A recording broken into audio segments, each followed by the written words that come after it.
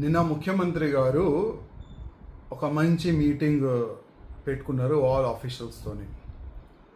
ఆ మీటింగ్లో గౌశాలలు మోడల్ గౌశాలలు కట్టడానికి ల్యాండ్ కూడా ఐడెంటిఫై చేసుకున్నారు. ఒక మంచి ప్లాన్ అయితే చేసుకున్నారు.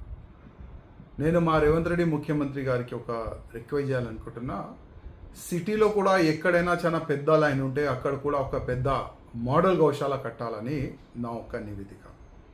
అదేవిధంగా మీరు గౌశాలలు అయితే కట్టడానికి ఒక మంచి ప్లాన్ చేస్తున్నారు, కానీ దాంట్లో ఆవులని, దొడలని, ఎద్దులని ఎక్కడ నుంచి తీసుకొని వస్తారు అది కూడా చెప్పాలని నా ఒక నివేదిక.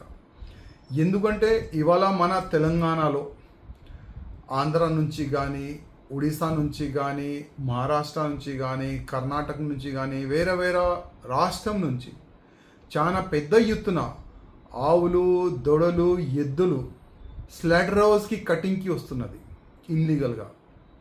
దాని గురించి మీరు ఏం ప్లాన్ చేస్తున్నారు, మీ ప్లాన్ ఆఫ్ యాక్షన్ ఏమున్నది, అది కూడా కొద్దిగా చెప్తే చాలా బాగుంటుందని నా ఒక ఉద్దేశం. అదేవిధంగా మా రేవంత్ రెడ్డి ముఖ్యమంత్రి గారికి నా ఒక నివేదిక, ఒక స్పెషల్ టాస్క్ ఫోర్స్ని నిర్మించండి. ఎవరైనా ఇల్లీగల్గా ఆవులు, ఎద్దులు, దొడలు మన తెలంగాణకి ఈ స్లాటర్ హౌస్కి కటింగ్కి తీసుకొని వస్తే వాళ్ళకి పట్టుకోవాలి. అదే ఆవులు, అదే దొడలు, అదే ఎద్దులు మీరు కట్టిన మోడలైజ్ని షిఫ్ట్ చేయాలి, అక్కడ షిఫ్ట్ చేయాలని నేను కోరుతున్నాను. అదేవిధంగా ఒకవేళ అది ఒక మంచి టాస్క్ ఫోర్స్ టీమ్ గౌరక్షణ గురించి మీరు తయారు చేస్తే దానికి ఒక సభ్యుడిగా మా కూడా పెట్టాలని నా ఒక నివేదిక.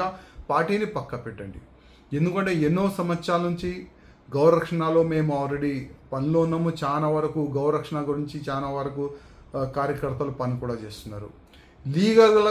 లీగల్గా మేము కూడా మీకు సపోర్ట్ చేయడానికి మేము రెడీ ఉన్నాము, కానీ దీనిపైన కూడా దృష్టి పెట్టాలని నా ఒక నివేదిక. అదేవిధంగా తెలంగాణలో మున్సిపల్ కార్పొరేషన్ నుంచి చాలా వరకు స్లాటర్ హౌస్ నడుస్తున్నాయి.